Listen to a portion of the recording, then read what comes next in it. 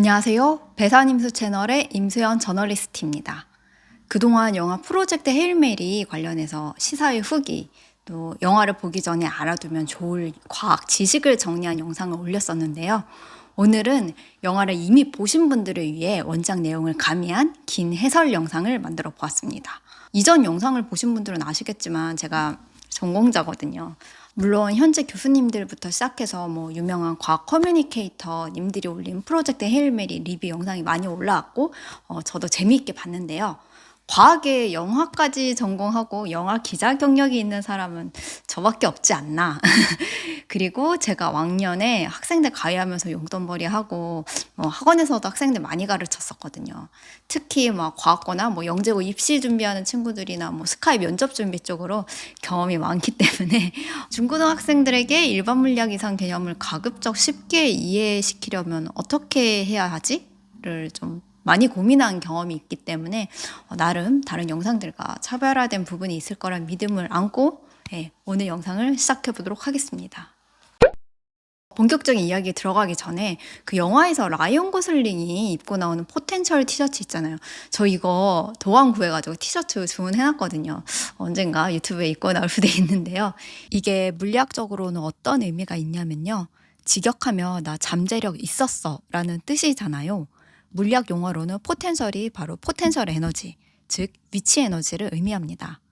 학창시절 기억을 더듬어 보면 높은 곳에 있는 물체일수록 떨어질 수 있는 가능성이 있기 때문에 에너지를 가지고 있다고 우리가 배웠잖아요. 운동 에너지로 바뀔 수 있으니까. 이걸 중력 위치 에너지라고 합니다. 그러니까 이 티셔츠 그림을 보면 중력 위치 에너지가 있었기 때문에 운동을 해서 밑으로 내려온 상태죠. 정리하면 이 문구는 두 가지 의미를 갖고 있습니다. 하나는 나 잠재력이 있었고 이렇게 증명했어. 그리고 물리학적으로는 나 위치 에너지를 가지고 있었고 그게 운동 에너지로 바뀌었다는 의미를 갖고 있는 아주 귀여운 티셔츠죠.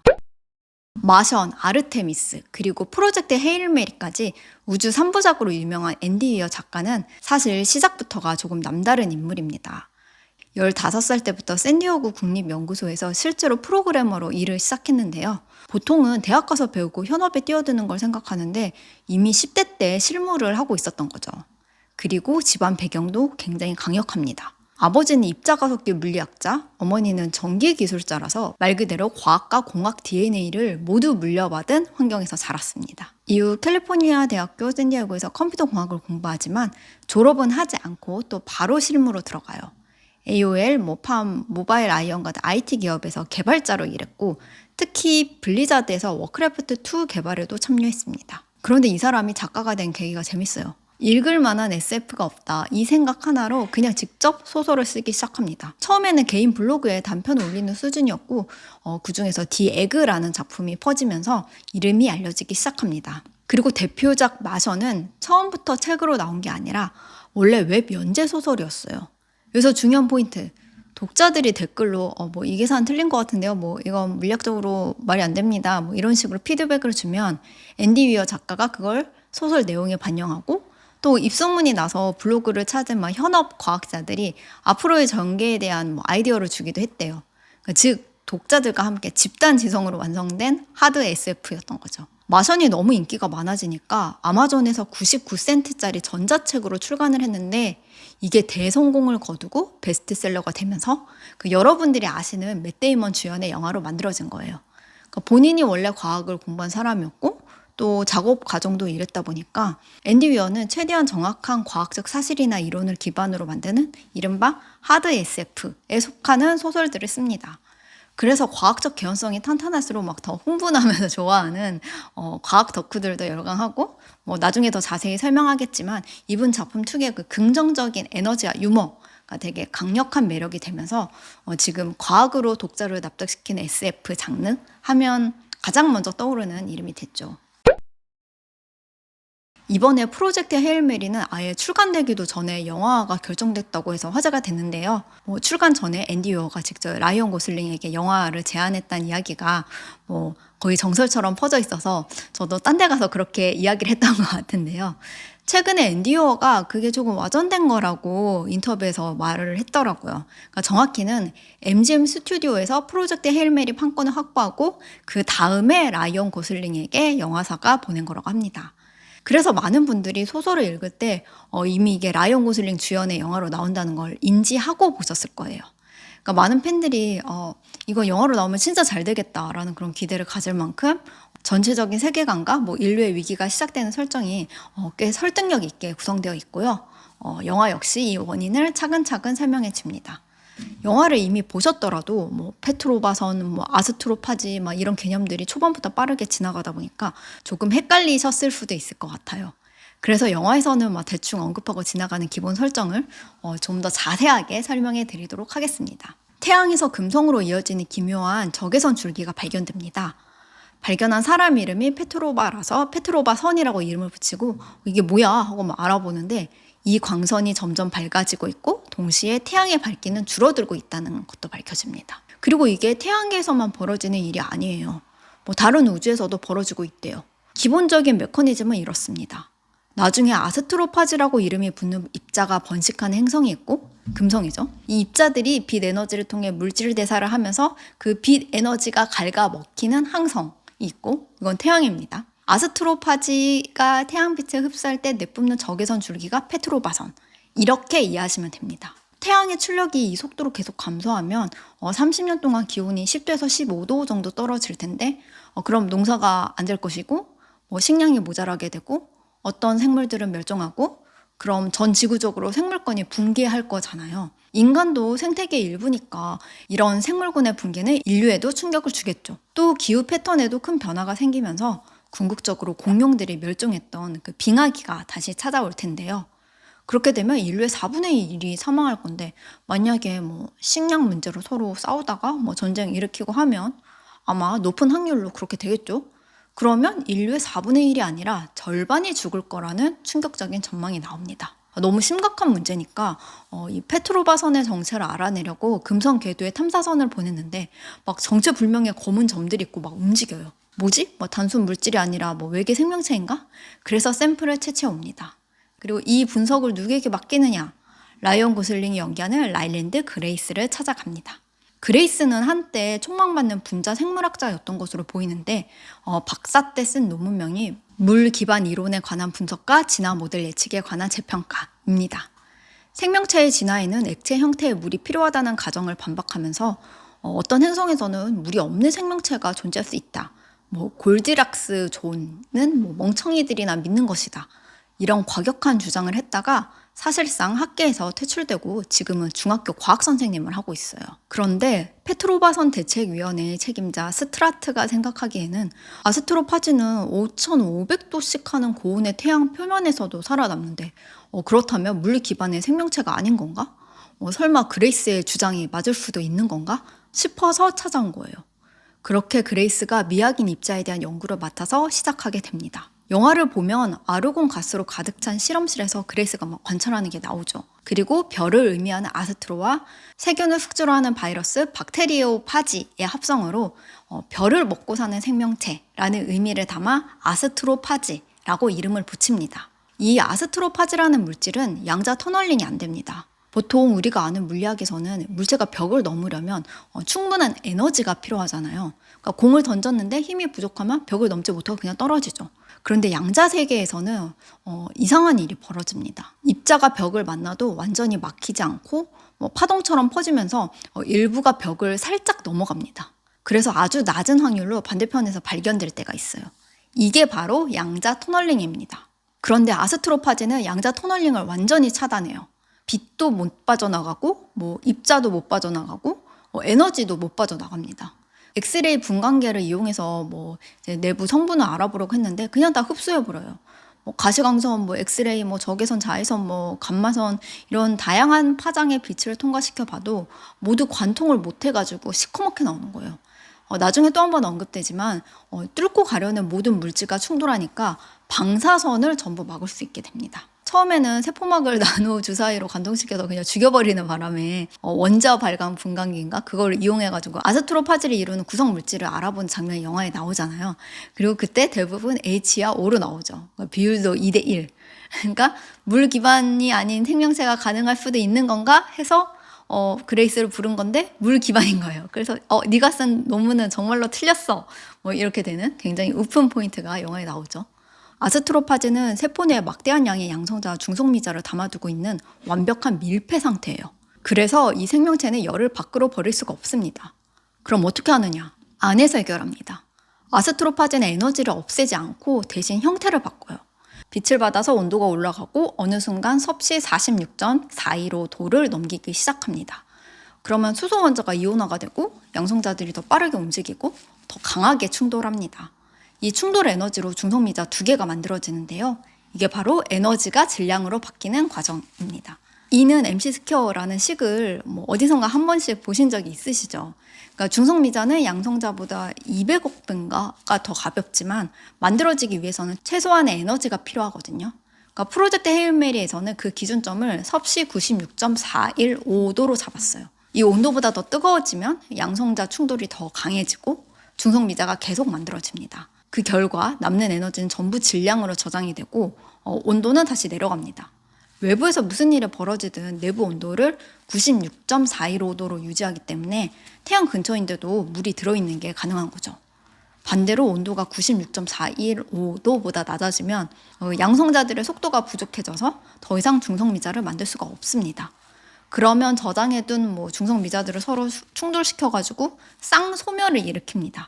이 과정에서 질량이 다시 에너지로 바뀌면서 빛이 방출되는데 이 빛이 바로 페트로바 선입니다. 그리고 이때 중성미자의 질량 에너지는 빛, 그러니까 즉 광자 한 개의 에너지와 정확히 똑같습니다.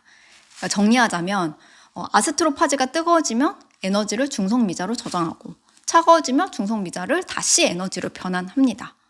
이 과정이 계속 반복되면서 온도는 자연스럽게 96.415도로 고정이 됩니다. 이 생명체는 마치 몸속에 배터리를 가진 것처럼 과열되면 충전되고 식으면 방전되는 그런 구조를 가지고 있다고 이해하시면 돼요. 우주에서 빛을 추진력으로 활용해서 그 E는 MC 스퀘어 공식에 따라 에너지를 질량으로 저장하고 다시 꺼내 쓰는 것을 그러니까 쌍방향으로 한다는 건 사실 말도 안 되는 효율성을 보여주는 거거든요. 완벽한 에너지 저장 매체라고 할 수 있죠. 그렇다면 왜 아스트로파즈가 금성으로 가는가?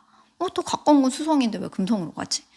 그래서 그레이스가 인공적으로 금성 환경을 재현해서 실험을 해요. 근데 여기서 아스트로파즈가 증식을 하는 거예요. 그러니까 아스트로파즈는 탄소를 이용해서 적당히 배가 부르면 번식하는 생명체인데요. 그리고 이산화탄소에서 나오는 특정한 신호를 감지하고 그 방향으로 이동하는 특성을 가지고 있습니다. 금성은 대기가 거의 이산화탄소로 이루어진 행성인데요. 아스트로파즈 입장에서는 금성은 번식을 위한 최적의 환경인 거예요. 그러니까 여기까지 알아냈는데 영화에서 보면 스타르트가 네 역할은 여기까지 집에 가 하고 이렇게 돌려보내려고 하니까 그레이스는 과학자로서 너무 당황스러운 거예요. 아니 나도 이 문제를 더 연구하고 싶다. 계속 참여하게 해달라. 사실 원작 소설에서는 그레이스가 자기가 가르친 학생들의 미래를 염려하는 게 좀 강조되어 있긴 해요. 그래서 무슨 전투기 같은 거 타서 멀미하고 토하면서 갔던 거 이제 영화에서 기억나시죠? 그렇게 전 세계 유능한 과학자들이 모인 대책위원회에 합류하게 됩니다. 그러니까 지구의 멸망을 막기 위해 여기서 내놓은 아이디어는 이런 거예요. 그러니까 아까 태양의 출력만 줄어드는 게 아니라 다른 별도 밝기가 감소하고 있다고 했잖아요. 그런데 지구에서 11.9광년 떨어진 타우 세티만은 밝기가 변하지 않았어요. 그러니까 아스트로파즈에 의해 감염되지 않은 거죠. 이 말은 즉슨 타우 세티가 있는 타우 세티 계로 가면 지구를 위기에서 구해낼 수 있는 방법이 뭔지 알아낼 수 있을지도 모른다. 장담은 못해. 근데 거기에 해결책이 있을 수도 있잖아. 라는 그 신랄 같은 희망을 갖고 타우세티계에 우주선을 보내기로 합니다. 이게 영화의 제목이기도 한 프로젝트 헤일 메리인데요. 헤일 메리는 그 미식축구나 농구 경기에서 쓰는 용어래요. 저는 스포츠를 잘 몰라서 잘은 모르지만 경기 종료 직전에 마지막으로 시도하는 성공 확률이 매우 낮은 어떤 승부수? 그런 걸 의미한대요. 그러니까 거의 불가능에 가깝지만 그래도 한번 던져보는 어떤 마지막의 마지막 선택인 거죠. 그러니까 영화에서 우주복이 빨강색인 것도 저는 좀 미식축구 유니폼 같이 좀 일부러 디자인한 거라고 생각을 했고 또 나중에 로키랑 처음 교류할 때 제노라이트로 만든 무슨 원통 같은 것도 럭비공처럼 생겼잖아요. 그거 던지고 그레이스가 캐치하고 일종의 세레모니 하는 것도 좀 미식축구스럽지 않나요? 그쵸? 또 헤일 메리라는 표현은 원래 가톨릭을 비롯한 일부 기독교 종파에서 사용하는 기도문 성모송에서 유래했다고 하는데요. 간절한 상황에서 기도에 의지하는 그런 모습처럼 스포츠에서도 모든 걸 걸고 마지막에 던지는 시도 이렇게 부르게 됐다고 합니다. 또 그레이스라는 그 이름의 뜻도 앤디 위어 작가가 직접 밝히기로는 성모송에서 은총이 가득하신 마리아님 이란 거를 헤일 메리 풀 오브 그레이스라고 하는데 거기서 따온 거라고 해요. 사실 11.9강년 떨어진 곳까지 우주선을 보낸다는 게 현실적으로 말이 안 되거든요. 그래서 앤디 위어가 어떤 상상력을 발휘했냐면요. 그 아스트로파즈가 태양 에너지를 갉아먹지만 현존하는 최고의 에너지 저장 매체 아니냐. 아스트로파즈를 연료로 이용한 우주선을 만들 수 있다라는 발상에 전환을 합니다. 아스트로파즈는 빛 자체가 가진 운동 에너지를 추진력으로 사용해서 이동하잖아요. 그러니까 빛은 질량이 없지만 운동량을 가지고 있기 때문에 물체를 아주 미세하게 밀 수가 있는데 아스트로파즈는 그 효과를 극단적으로 활용하는 거죠. 빛을 흡수하고 그 에너지를 저장한 다음에 원하는 방향으로 다시 방출하면서 자기 스스로를 가속시키는 겁니다. 또 아스트로파즈는 방향성도 갖고 있는데요. 빛이 있는 곳으로 이동하는 그런 성질이 있어서 특정 방향으로 계속 빛을 쏴주면 그 방향으로 가속시킬 수도 있습니다.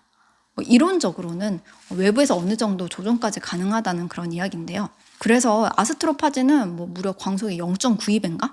거기까지 속도를 낼 수 있고 이것을 연료로 하는 우주선을 만들면 11.9강년 떨어진 타우세티까지 인간을 우리 세대가 아직 살아있을 때 보낼 수 있다.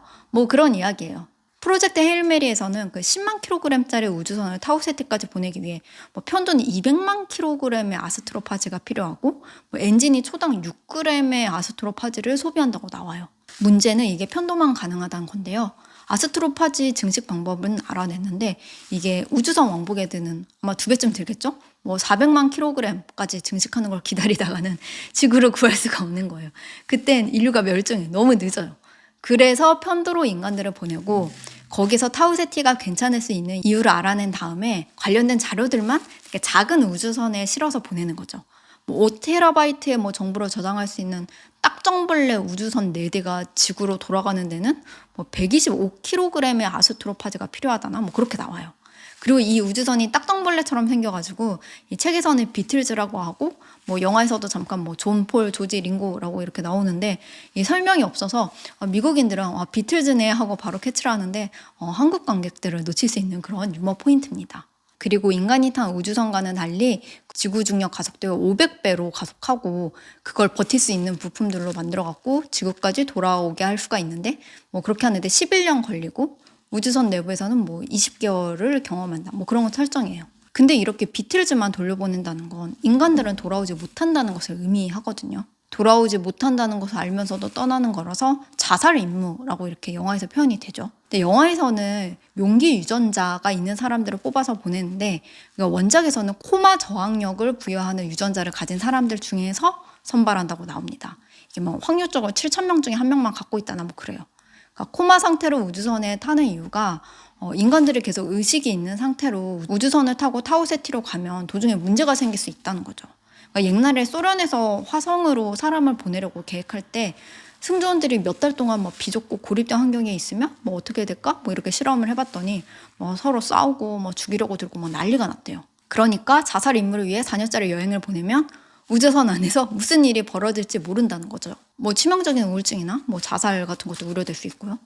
그래서 혼수 상태를 유발해서 타우세티 도착할 때쯤에 깨어나게 한다는 그런 설정입니다. 그리고 우주선에는 선장, 과학자, 기술자 이렇게 각 분야를 대표하는 사람들을 뽑아서 총 3명을 태우기를 합니다. 영화가 야오 선장이랑 기술자 역할을 맡은 일류키나 둘 다 코마 상태에서 깨어나지 못해서 죽고 그레이스만 살아남은 그런 상태에서 영화가 시작을 하죠. 이건 그냥 제가 해본 의미 부여인데 야오 선장이나 일류키나는 임무가 끝나면 자기가 죽는다는 걸 알고 떠났고 그레이스는 자살 임무를 할 마음이 전혀 없었는데 강제로 끌려온 거니까 살고 싶은 의지가 있었을 거 아니에요. 그래서 야오 선장과 일류키나는 코마 저항력 유전자가 있는데도 죽었고 그레이스는 죽지 않은 게 아닐까 그런 생각을 했어요. 저는 용기 유전자로 각색한 영화의 시선도 되게 좋았는데요. 딱히 대의를 위해 인류를 위해 목숨을 거는 그런 용기를 선천적으로 가진 사람은 아니었지만 그저 좀 평범하게 살고 싶었던 그런 사람이 단 한 존재를 위해 단 하나의 관계를 위해 내 친구 로키를 구하기 위해 죽음을 각오하고 방향을 돌리는 그런 선택을 하는 게 더 인간적인 이야기처럼 느껴졌거든요. 그래서 이 이야기가 말하는 용기는 뭐 이런 게 아닐까 싶어요. 뭐 처음부터 대의를 위해 뭐 죽을 수 있는 뭐 그런 사람이 되는 게 아니라 누군가를 만나고 관계를 쌓고 뭐 마음이 움직인 그런 다음에 결국 딱 한 번 정말 중요한 순간에 두려움을 이기고 선택하는 거, 뭐 그런 게 용기는 타고나는 게 아니라 만들어지는 거고 그 선택이 세상을 바꿀 수도 있다. 뭐 그런 이야기를 하고 싶었던 것 같아요. 여튼 그렇게 그레이스 혼자 살아남아서 타우세틱에 도착했는데, 사실 영화에서는 아무 기억이 없는 그런 그레이스가 내가 있는 곳이 태양계가 아니라는 걸 좀 얼렁뚱땅 알아버리는데, 원작 소설에서는 과학적인 사고에 의해서 자신이 처한 상황을 이해하고 난간을 헤쳐나간 과정들이 되게 상세하게 그려져 있거든요. 저 사다리는 10피트짜리인데 나는 영국식 단위로 생각을 하네. 그럼 내가 미국인? 아니면 영국인? 아니면 캐나다인이네. 나는 마일 단위로 거리를 생각하네. 그럼 캐나다인은 아니니까 영국인이나 미국인이겠네. 뭐 그리고 눈앞에 보이는 뭐 현미경, 뭐 진공실 이런 거에 대해 너무 잘 아는 걸 보면 나는 과학자였겠네. 내가 있는 이 공간이 낯설게 느껴져서 자유낙하 실험을 되게 뺑이 쳐갖고 해봤더니 중력과 속도를 계산했는데 9.8이 아니라 뭐 15가 나왔어요. 아, 여기가 지구가 아니구나. 뭐 태양이 흑점이라고 생각한 것들의 뭐 이동 거리를 계산해 봤더니 저게 태양이 아니네. 난 태양계에 있는 게 아니네. 뭐 이런 게 원작 읽을 때 되게 소름 돋고 재밌는 포인트였거든요. 근데 영화는 뭐 러닝타임 한계도 있고 약간 이런 금원식 물리학 실험을 안 좋아하는 사람들도 있을 수 있으니까 막 구구절절 막 이런 거 다 풀지 않고 그냥 쓱 지나가는 걸로 각색을 했더라고요. 그리고 우리가 영화를 보면 사랑하지 않을 수 없는 외계인 캐릭터 로키를 만납니다. 처음에 로키가 제노나이트로 만든 원통 같은 걸 던질 때 점점 그레이스가 받기 편한 방향으로 조정을 해주잖아요. 선의 활동을 안 해도 되게끔 뭐 에어로크 쪽으로 맞춰서 던져주고, 우리는 사실 로키를 직접 만나기 전에도 좀 짐작할 수가 있죠. 얘가 되게 섬세하고 착하고 우호적이고 협조적인 그런 외계인이구나 하고 추측을 할 수가 있죠. 또 원작에서는 원심 물리기를 하면 터널 연결을 하지 못했는데 영화에서는 로키 우주선도 똑같이 돌아주는 걸로 각색을 했더라고요. 역으로 이건 영화에 자세히 안 나오고 원작에만 나오는 내용인데요. 우주선의 뭐 구성 요소나 뭐 각자 숨을 쉴 수 있는 대기 구성 같은 정보를 주고받고, 또 그레이스가 어떻게 사물을 인지하는지 알기 위해서 터널을 연결했을 때 그 그레이스와 로키의 공간을 구분한 그 벽이라고 해야 되나? 그걸 되게 다양한 소재로 만들어요. 그리고 그레이스가 투명한 재질 쪽으로 반응을 하니까 딱 알아차리고 그걸 피드백해서 그 소재로 다시 새로운 터널을 만듭니다. 그러니까 로키가 정말 똑똑하고 인간에게 다 맞춰주는 되게 착한 외계인이라는 걸 본격적으로 모습을 드러내기 전에도 알 수 있는 거죠. 로키는 40 에리 단위계에 있는 에리드 행성에서 왔고, 그레이스가 로키의 종족 이름을 에리디언이라고 붙여주는데요. 여기서 막 이름이 헷갈리기 시작하는데 한번 제가 정리를 해드릴게요. 항성, 이 별이랑 같은 의미거든요. 그러니까 항성은 스스로 빛과 에너지를 만듭니다. 그리고 태양, 40 에리 단위, 타우세티 가 여기에 속해요. 태양계 뭐 타우세틱의 뭐 40 에리단위계 뭐 이런 데서 이제 개라는 거는 특정 별을 중심으로 뭐 그 주변을 도는 행성들까지 포함하는 어떤 하나의 시스템을 의미합니다. 행성은 스스로 빛을 못 만들고 별빛을 반사하는 거예요. 지구 행성입니다. 지구는 빛을 못 만들어요. 행성에는 뭐 지구, 금성, 뭐 에리드 행성 이런 것들이 포함됩니다. 타우세틱에서는 페트로바선이 어떻게 형성되어 있냐면요. 그 타우세티랑 타우세티2, 그 영화 속 표현으로는 에이드리언 사이에 있어요. 원래 행성 이름은 타우세티2인데 이걸 로키가 발견해서 로키한테 이름을 지을 기회를 줘요. 그랬더니 자기 짝 이름을 하고 싶다고 해요. 그랬더니 그레이스가 로키 애인 이름이면 에이드리언 아니야? 뭐라고 해서 에이드리언이 됩니다. 이게 영화 로키에서 따와서 그런 거거든요. 그러니까 중간에 막 지구의 막 문물 같은 거 보여주는 그 상영관 같은 데서 영화 로키를 같이 보잖아요. 그때 로키와 에이드리언이라는 이름이 되게 정확하게 나와요. 이제 N차 관람 하실 때 한번 쫑긋 기세우고 들어보시기 바랍니다. 이거 미국인들은 바로바로 알아듣는데 약간 우리는 설명이 없으면 모르는 그런 미국식 조크죠. 에리디언들도 우리랑 똑같은 문제를 겪고 있고 사실 지구보다 먼저 문제가 시작이 됐어요. 근데 얘들도 이제 지구랑 똑같이 판단을 해가지고 타우세티로 왔습니다. 왜 타우세티만 멀쩡하지? 타우세티가 있는 곳으로 가서 왜 쟤네는 괜찮은지 알아내고 우리 행성을 구하겠다 라면서 우주선을 만들어서 타우세티계까지 온 거예요. 그런데 그레이스와 로키는 좀 서로 다른 환경에서 온 다른 종족이라 이 문제를 해결하기에는 각자 가진 한계가 있었어요. 지구에는 컴퓨터가 있죠. 그런데 로키가 살고 있는 40 에리단위는 과학 수준이 약간 지구의 20세기 초반 정도에 가까운 것 같아요. 아직 우리 기준으로 디지털 컴퓨터라고 하는 그런 건 없지만 대신 다른 방식으로 그 공백을 메우고 있는데요. 에리드 행성은 공학 기술이 정말 뛰어난 것 같아요. 그래서 기술자 역할로 우주선에 탄 로키가 못 만드는 게 없어요. 심지어 원작 소설에서는 로키를 기술자로 완전히 신뢰하게 된 그레이스가 난 로키한테 심장 개복 수술도 맡길 수 있다라고 하는 얘기도 나오거든요.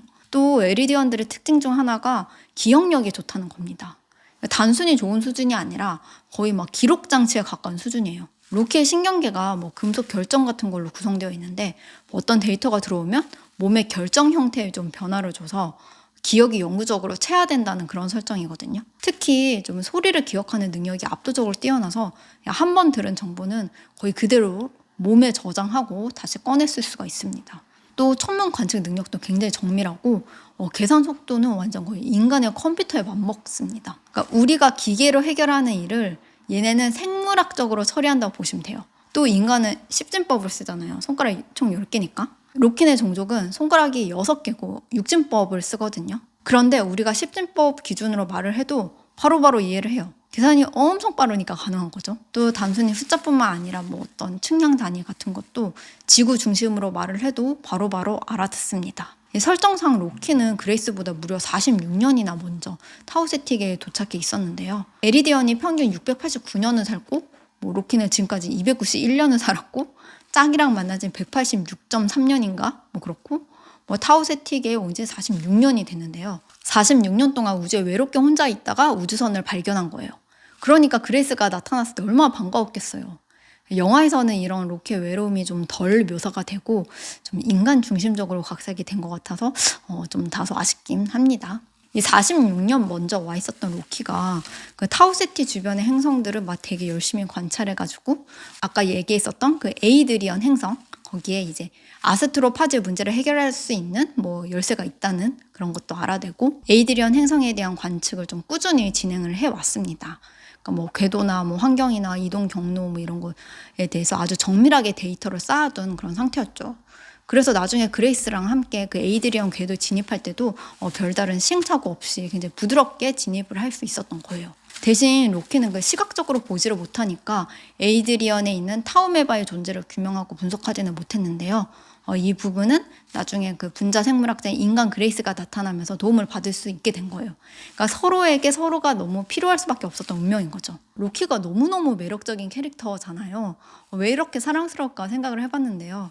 사실 동료들이 다 죽고 46년 동안 혼자 타우세틱에 남아서 그 아스트로파즈에 대해 풀리지 않는 문제를 풀고 있었다면 얘가 굉장히 비관적인 돌덩이가 될 수도 있었을 텐데 흑한 외계인이 될 수도 있었는데 되게 긍정적이에요. 그레이스를 만난 후에도 되게 많은 난관이 있었죠. 근데 그때마다 회복 탄력성이 굉장히 높아요. 기본적으로 되게 착하고 무의하고 배려심이 있잖아요. 또 은근히 농담도 잘하고 너는 내가 만나본 인간 중에 가장 용감함 이런 거.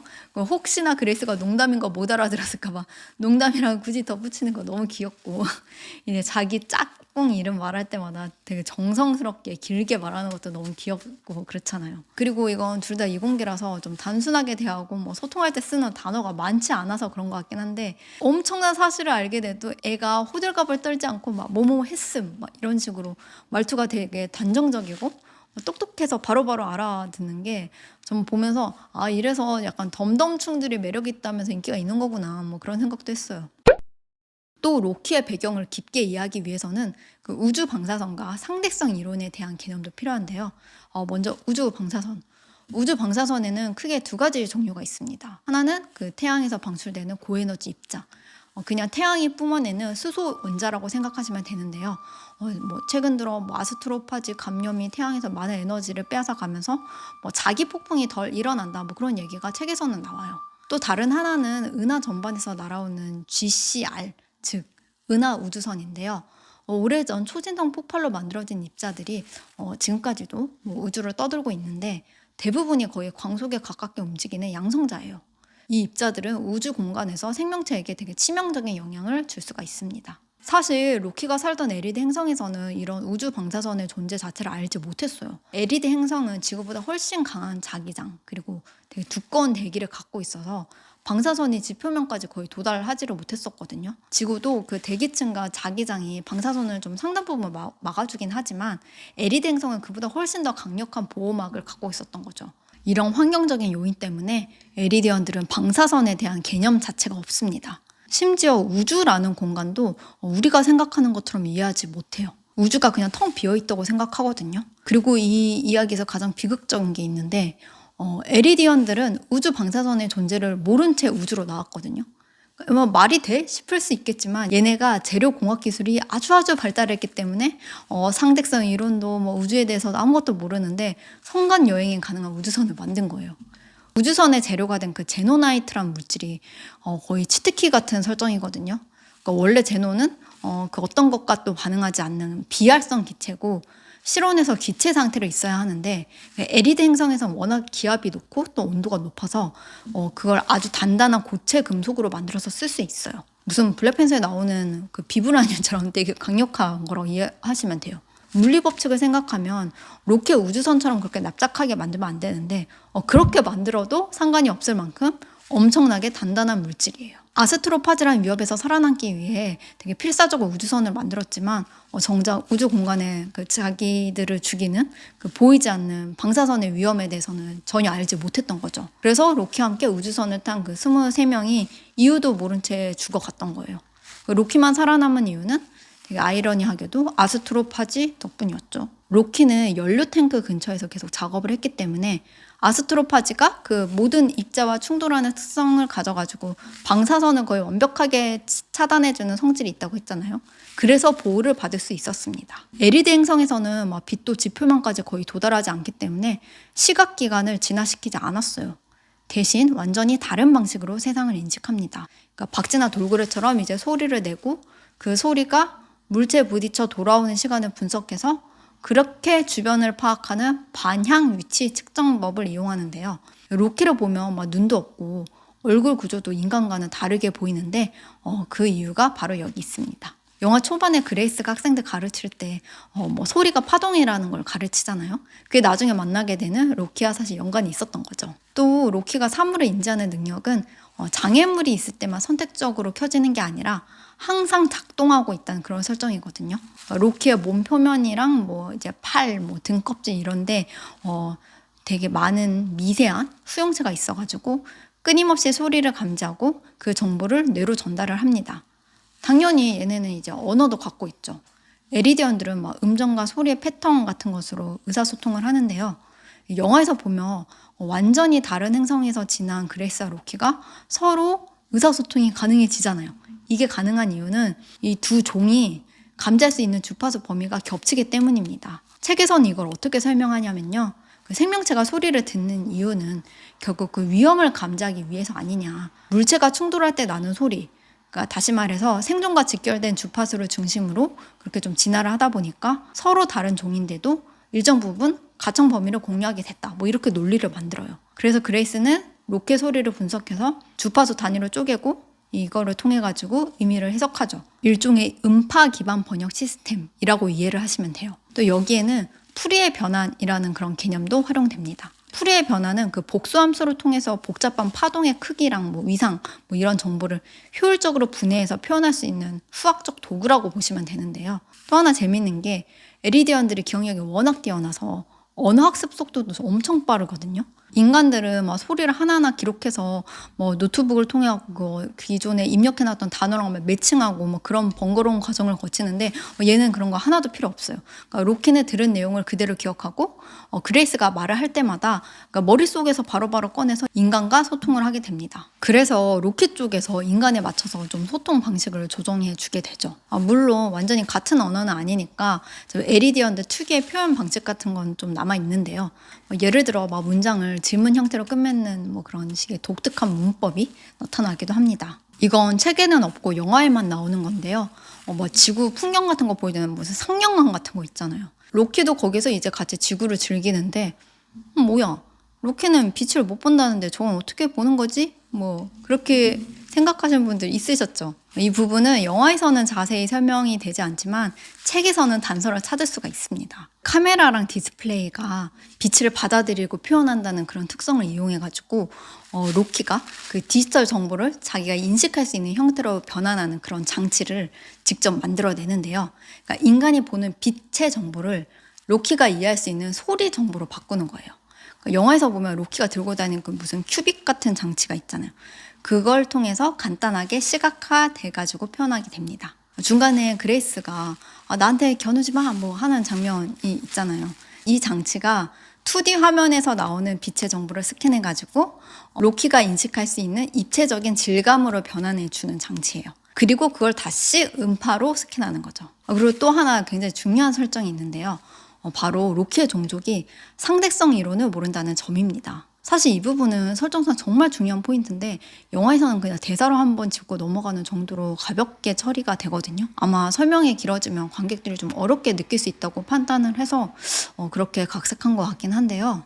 개인적으로는 이 설정이 그 로키라는 캐릭터를 이해하는 데 굉장히 핵심적인 요소이기 때문에 좀 더 비중 있게 다뤘어야 되지 않나라는 그런 아쉬움이 있습니다. 상대성 이론이 뭐죠? 빛의 속도에 가깝게 아주 빠르게 가면 시간이 느리게 흐른다. 인터스텔라 보면 매튜 맥커너이가 우주 가는 동안 그 어린 딸이 제시카 차스테인이 됐고 밀러 행성에서 뭐 다시 지구로 돌아왔을 때는 딸이 할머니가 되어 있었죠. 그러니까 바로바로 생각이 안 나고 좀 헷갈리시면 아주 빨리빨리 움직이면 저속 노화할 수 있다. 이렇게 연상을 시켜서 기억을 하시면 됩니다. 제가 상대성 이론은 정말 이거보다 쉽게 설명할 수 없다 싶을 정도로 되게 친절하게 알려드릴게요. 이 설명 듣고 나면 나 이제 상대성 이론 기본 개념 안다 라고 어디 가서 말할 수 있어요.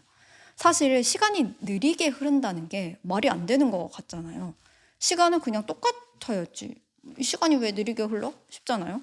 그러니까 실제로 실험을 해보면 서울에 그냥 가만히 있는 사람이랑 서울에서 부산까지 KTX 타고 이동한 사람의 시계가 달라요.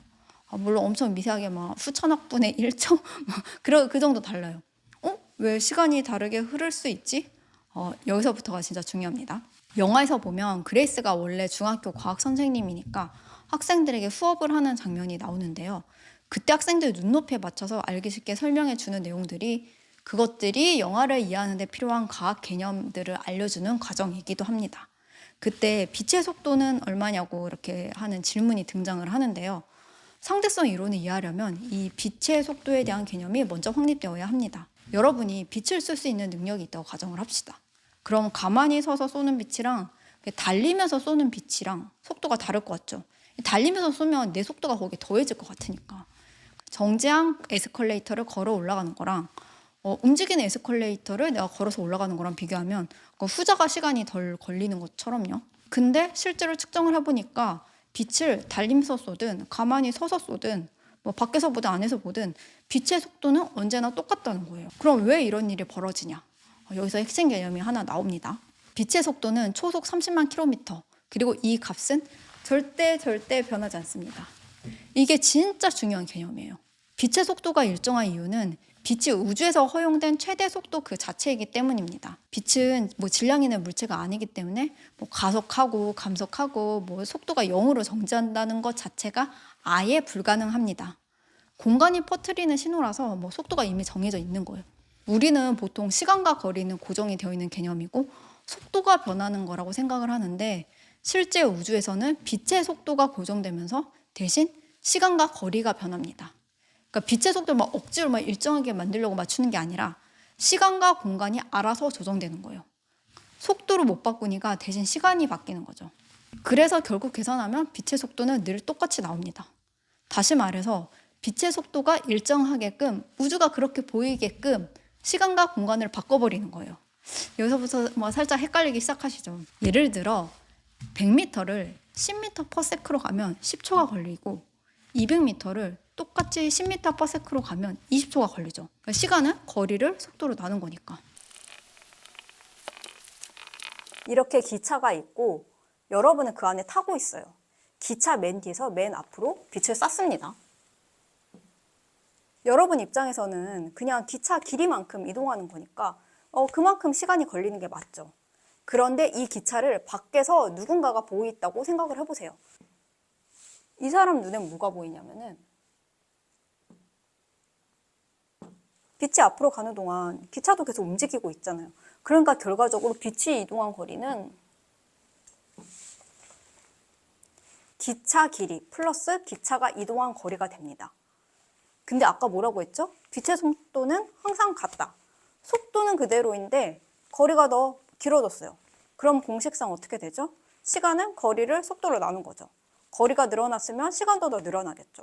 그러니까 기차 밖에서 보는 사람 기준으로 시간이 더 많이 흐른 거예요. 우주에서 물리법칙은 늘 똑같이 적용되어야 하는데 빛의 속도가 달라진다고 하면 결과가 달라져서 법칙이 깨져버려요.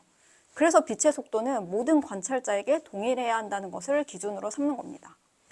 이걸 우주로 가져가면 더 극단적으로 됩니다.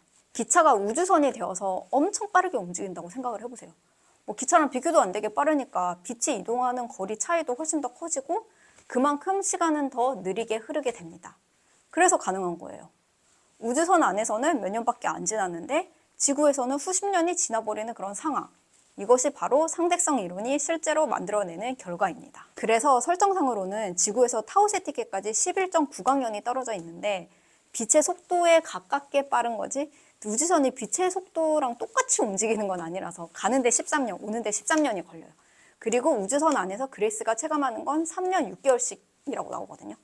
그러니까 한 30년 지나서 지구인들 다 같이 죽거나 아니면 3년 6개월 이후에 지구에 있는 사람들을 모두 구하는 대신 우주에서 쓸쓸하게 죽어가거나 여기에서 선택하라는 거잖아요. 그레이스한테. 진짜 어려운 문제죠. 로킨 행성은 이거보단 좀 가까운 것 같아요. 10광년 떨어져 있다고 나오거든요. 그래서 3년 만에 에리드에서 타우세티계까지 오고 또 다시 돌아갈 수가 있습니다. 근데 에리디언들이 상대성 이론을 모른다고 했잖아요. 얘네는 계속 가속하면 속도가 계속 늘어날 수 있다고 생각을 했어요. 근데 아무리 엔진에 박차를 가해도 속도가 더 안 늘어나네? 왜지?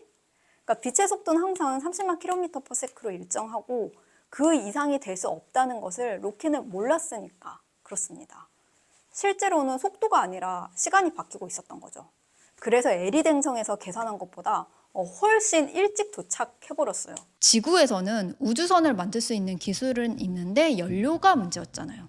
그러니까 아스트로파즈를 연료로 써서 타우세티까지 우주선을 보내려면 200만 kg인가가 필요하고 왕복이면 그 2배가 필요한데요.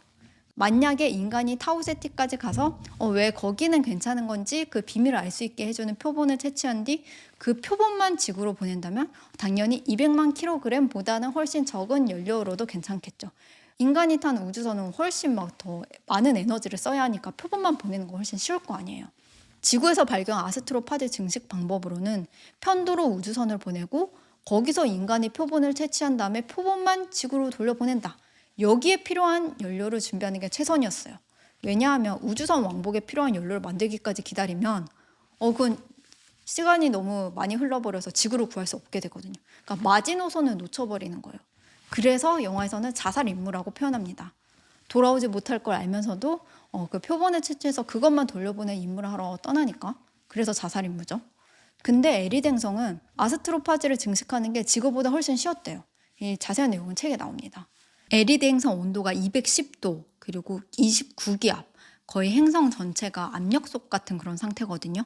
이렇게 뜨거운 환경에서 살다 보니까 로키에게는 오히려 그 96.415도인 아스트로파즈가 냉매처럼 작용을 해요.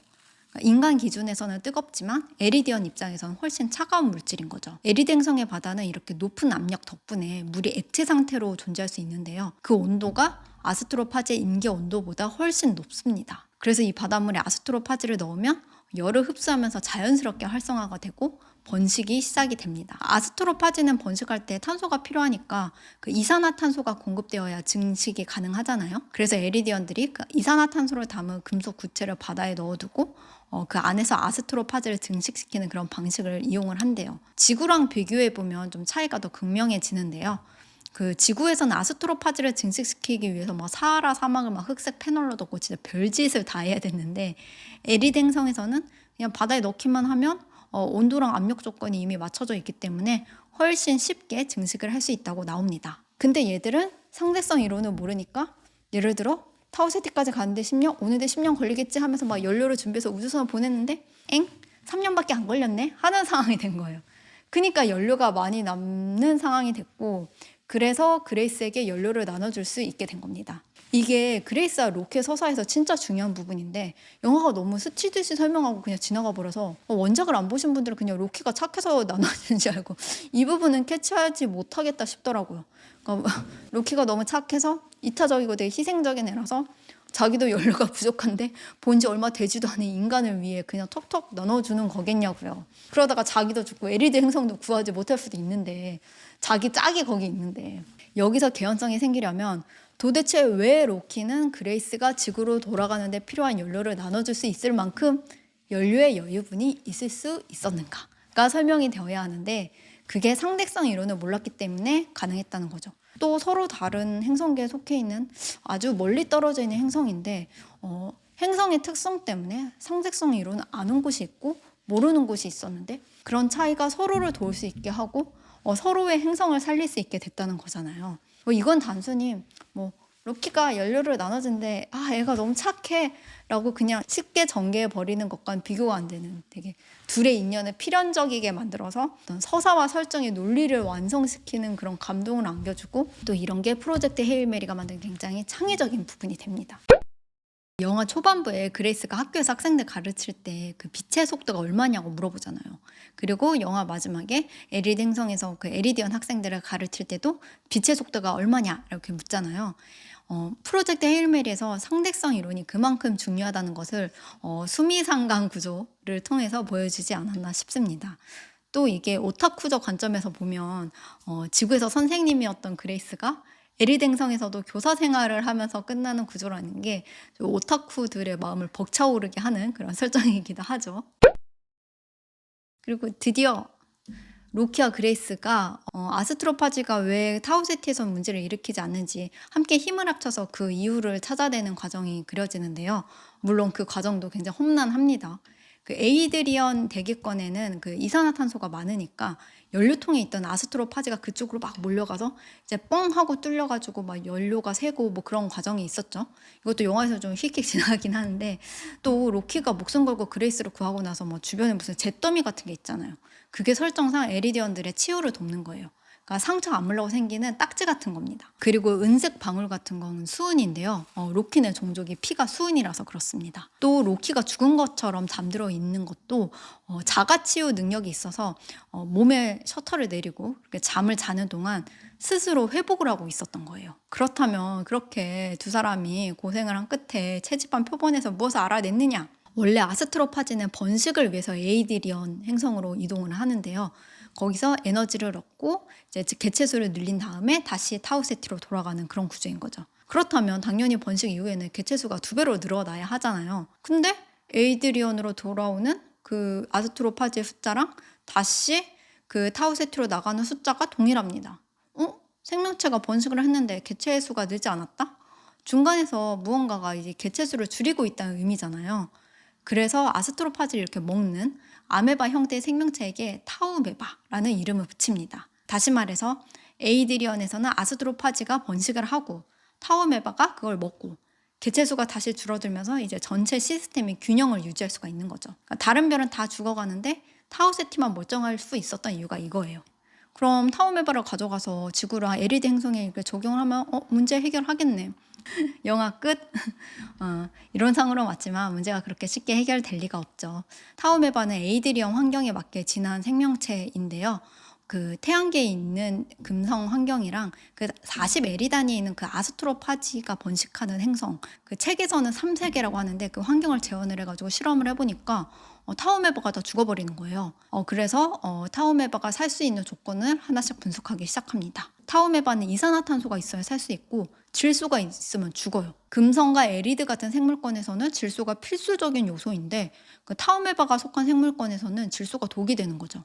그래서 떠올린 발상이 타우메바를 다른 환경에서도 살아남을 수 있게 질소 저항성을 갖게끔 진화를 시킨다는 겁니다. 제노나이트로 만든 그 완벽한 밀폐 용기 안에 타우메바를 이렇게 계속 반복적으로 배양을 하고 조금씩 환경을 바꿔가면서 이 질소를 이기고 살아남는 개체만 남깁니다. 질소 함량에 따라서 뭐 타우메바 35, 뭐 타우메바 80, 뭐 이런 식으로 그레이스가 되게 뺑이 쳐갖고 되게 다양한 변종을 만들어내고, 그래서 금성과 삼색에서 각각 살아남을 수 있는 개체를 만들어냅니다. 여기까지는 되게 완벽한 해결책처럼 보이죠. 그래서 그레이스랑 로키도 이제 작별 인사를 하고 이렇게 헤어져요. 책에서는 헤어지고 나서도 그 그레이스가 페트로바 스코프인가 하는 그런 장치를 켜가지고 그 로키의 우주선이 내뿜는 페트로바 선 찾아보고 아이고 얘가 어디쯤 가 있나 막 추적하고 그러거든요. 되게 짠하게 실이. 근데 타우메바를 배양하는 과정에서 그 질소뿐만이 아니라 타우메바를 담고 있었던 제노나이트 물질에도 적응을 하는 쪽으로 진화를 해버린 거예요. 그러니까 제노나이트는 원래 절대 뚫리지 않는 완벽한 물질이었는데 그 진한 타우메바가 그걸 뚫고 나가고 우주선 연료로 쓰는 아스트로파지를 막 먹기 시작한 거예요. 그러니까 그레이스 쪽은 어떻게 가까스로 좀 상황을 수습을 했는데, 우주선 자체가 제노나이트로 만들어진 로키는 정말 심각한 위기에 처합니다. 책에서는 그레이스가 막 상상을 하거든요. 연료가 왜 다 없어지고 있지? 하고 막 혼자 영문도 모른 채 자책하면서 우주선을 고치고 있을 그런 로키를 생각을 하면서 되게 좌절하는 그런 묘사가 있는데요.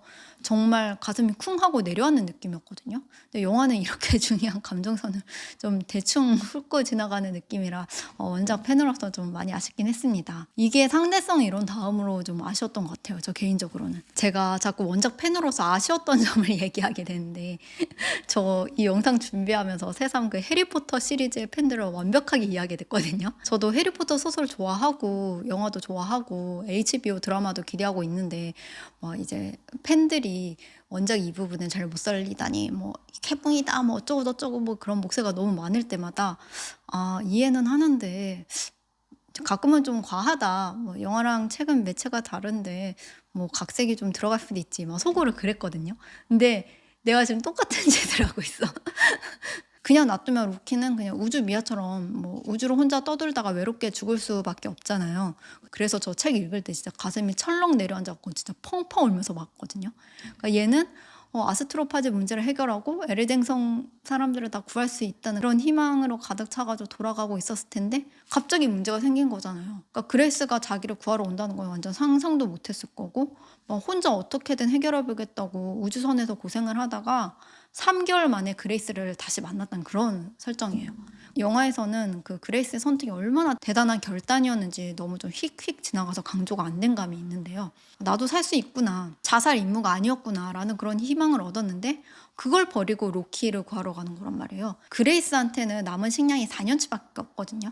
그러니까 방향을 돌려갖고 로키를 구하러 간 다음에 거기서 다시 지구로 돌아가려고 하면 그레이스는 식량이 모자라서 굶어 죽을 수밖에 없어요. 근데 그럼에도 불구하고 타이에 의해 우주에 오게 됐던 그런 그레이스가 100% 자의로 로키를 구하러 가게 된다는 그런 변화와 그런 대비가 전 너무 좋고 감동적이었거든요. 이때 로키를 구하러 가는 마음에 이런 것도 있었을 것 같아요. 그러니까 지구로 돌아가도 사실 거기엔 뭐 남은 가족도 없고 친구도 없잖아요. 그리고 좀 이미 강제로 우주선에 태워지면서 좀 인간에게 배신당한 그런 인간 불신 그런 것도 너무 가슴이 아프고 그런 사람이었기 때문에 이런 결단을 내릴 수 있었던 것 같습니다. 좀 사랑이 불확실한 지구보다는 나의 진정한 친구 로키를 구하기를 선택을 한 거죠. 참고로 영화에는 이런 심리 묘사까지는 안 나오는데요. 그러니까 원작에서는 그레이스가 로키를 구하러 온 다음에 내 우주선으로 같이 에리댕성까지 가자. 나는 식량이 부족해서 어차피 지구로 못 돌아간다라고 하니까 로키가 또 애가 착해가지고 아이고 아니다 무슨 소리냐 너는 지구로 돌아가라 나는 여기서 다른 에리디언들이 날 구하러 올 때까지 기다리면 된다라고 해요. 근데 에리디 행성에서 뭐 이런 상황을 어떻게 알아요? 로키를 구하러 올 리가 없잖아요. 이때도 정말 둘의 그런 사랑이 정말 눈물 나요. 눈물 나. 그리고 그때 로키가 타우메바도 세포니까 먹을 수 있다고 타우메바를 밥으로 먹으라는 그런 아이디어를 내놓거든요. 로키가 진짜 똑똑하죠. 이런 생각을 해낼 수 있다는 게. 진짜 천재 돌덩이.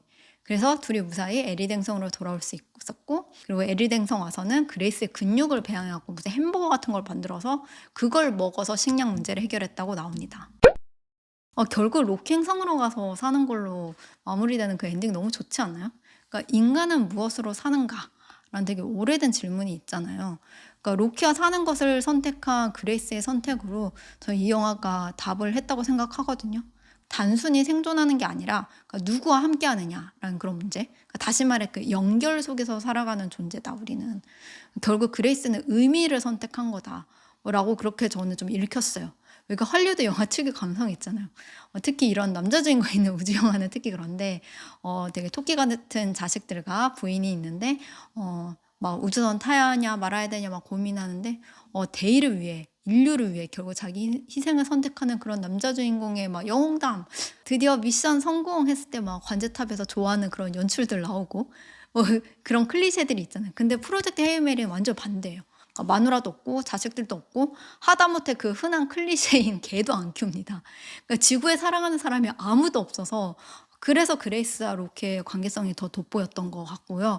미션 성공했다고 생각했을 때 막 관제탑에서 좋아하는 게 아니라 그레이스와 로키가 되게 소소하게 파티를 즐기잖아요. 전 그런 포인트들이 너무 좋았어요. 제 친구가 그러더라고요. 로키가 지구 와서 살면 어떡하나 걱정하면서 영화 봤다고. 얘가 지구로 왔으면 생체 실험 당할 건데 자기 그걸 못 본다고.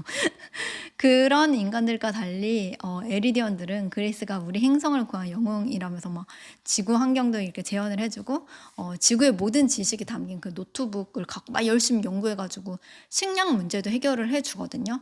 얘들은 인간이랑 달라요. 너무 착해. 또 스트라트가 프로젝트 헤일메리에 참여할지 말지 결정하는데 3시간 준다고 했던 거랑 달리 이제 로키는 그레이스한테 너네 우주선 다 고쳤고 이제 지구로 돌아가려면 돌아갈 수 있다. 지구로 돌아갈지 말지는 오래오래 고민해봐 라고 하잖아요. 사실 이게 안 갔으면 하는 마음도 좀 담겨 있는 건데 그 오래오래와 그 3시간이 대비가 돼서 그것도 참 좋았습니다. 뭐 열린 결말처럼 끝났지만 그레이스는 지구로 안 돌아가지 않을까요? 뭐. 아스트로파즈 문제는 해결됐을지 몰라도 그 엄청난 그 에너지 저장 효율을 가진 그런 물질을 알아버렸는데 인간들이 전 이걸 무기로 만드는 인간들이 반드시 있을 거라고 믿고 기후 문제가 아니라 전쟁이 나서 멸망할 것 같아요, 인간들은. 그렇다고 제가 이 프로젝트 헤일 메리라는 이 작품을 인간 대신 외계인을 택했다라고 그렇게 좀 단순하게 결론을 내리진 않겠습니다.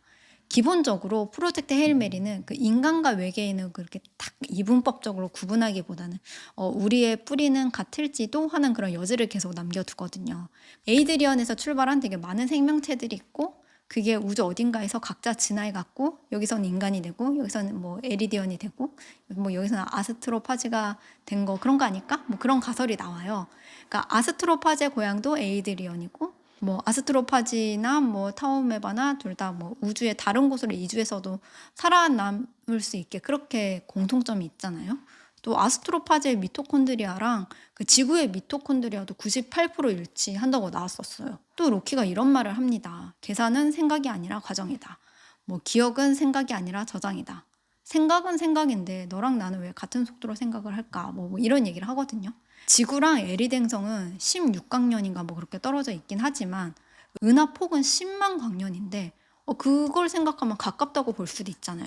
뭐 형태도 다르고 사람 환경도 다르고 뭐 살아가는 방식 같은 게 다 다르지만 서로를 이해하고 마음을 연결할 수 있었던 걸 보면 같은 우주에서 살아간다는 것은 생각보다 훨씬 더 가까운 존재라는 것을 의미하지 않나 뭐 그런 이야기를 하고 싶은 작품으로 저에겐 다가왔습니다. 마지막으로 제가 원작 팬으로서 너무 아쉬운 점들만 늘어놓은 것 같아서 좋았던 각색도 몇 가지 이야기를 해볼게요. 페트로바성 궤도에 들어가서 그 아스트로파즈 채집하러 그 떠날 때 녹색이 막 붉은색으로 바뀌는 되게 황홀한 연출 같은 거 기억나시나요? 이게 과학적으로 보면 그 적외선 카메라로 아스트로파즈를 보는 시점을 형상한 건데 텍스트로 쓰면 굉장히 딱딱한 얘기지만 영화라는 매체이기에 가능한 그런 시각화를 거치니까 그레이스와 로키의 용감한 여정이 굉장히 아름답게 묘사가 됐잖아요. 이 부분 되게 좋았고요. 그리고 이게 과학적으로 엄밀히 따지면 이런 묘사가 말이 되네 안 되네 뭐 그런 문제를 다 떠나서 로키의 시점에서 사물이 어떻게 보이는지를 시각화한 부분들도 좋았고 로키의 우주선을 구경하는 장면 이런 것도 전부 영화에만 있는 설정입니다. 이 부분도 되게 영화라는 매체의 장점을 잘 살린 것 같고요. 소리를 통해 이제 소통하는 에리디언들의 우주선이 되게 악기처럼 구현이 있다고 해야 되나? 그래서 좀 되게 황홀하게 봤어요. 또 책에서는 그레이스 1인칭으로 막 혼잣말을 많이 하는데 이걸 그대로 영화로 옮기면 좀 약간 듣기 피곤할 수가 있잖아요. 보는 사람이. 그래서 영상 기록을 남긴다는 설정이 좀 새로 들어오는 걸로 각색이 된 것 같은데 이것도 이미지적으로 좋았습니다. 또 책이랑 영화의 다른 점 중 하나로 꼽히는 게 스트라트 캐릭터인데요. 전 사실 영화의 각색도 좋았거든요. 그러니까 원작에서 스트라트는 막 인류를 구하는 데만 완전 그냥 미쳐있는 사람이었죠. 우주선을 타는 사람들을 위해서 인류가 지금까지 쌓은 모든 지식을 제공하려고 했는데 저작권이 부여된 자료랑 뭐 특허 뭐 이런 거를 불법적으로 막 남용해가지고 고소도 당하죠. 제일 압권이었던 게 그 프로젝트 헤일 메리가 성공할지 안 할지도 모르는데 그 사이에 우리가 좀 버틸 수 있도록 일부러 인위적으로 온실 효과를 일으키거든요. 그러니까 남극 얼음에 갇혀있는 메탄가스를 좀 내뿜게 하려고 막 얼음 폭파시키고 막 그래갖고 인위적으로 온실 효과를 만들어냅니다. 진짜 미친 사람이죠. 아스트로파지 만들겠다고 무슨 사하라 사막에 무슨 흑색 패널 설치하고 그래갖고 막 유럽 쪽에서 뭐 토네이도가 불었네, 뭐 계절이 2달이나 앞당겨졌네, 뭐 베트남에서 눈이 내리게 됐네, 뭐 그런 말도 책에 나오거든요. 아프리카와 유럽의 생태계는 파괴되겠지만 빙하기가 다시 오는 것보다는 낫잖아. 약간 이런 식이에요. 또 저는 원작에서 스트라트가 역사 전공자라는 설정도 좋았었는데요. 인류를 위해 뭐 뭉치자, 막 희생하자, 막 이런 게 아니라 그 인류 역사 전체를 돌이켜 봤을 때 이 재난이 몰고 올 비극을 좀 냉철하게 분석을 하면서 문제를 해결하려고 접근을 하는데 좀 단지 너무 냉정한 사람 뭐 그런 게 아니라 큰 그림을 볼 줄 아는 통찰력이 있는 거죠. 근데 영화에서는 막 해리 스타일스 노래도 부르고 그 산드라 휠러 배우 특유의 분위기랑 어우러져서 훨씬 인간적인 모습으로 담겼거든요. 인류를 구하기 위해 자살 임무를 하러 가는 사람들에게 막 뭔가 막 위로하고 격려하고 뭐 그런 말을 직접 전하는 게 아니라 노래를 통해 표현을 하죠.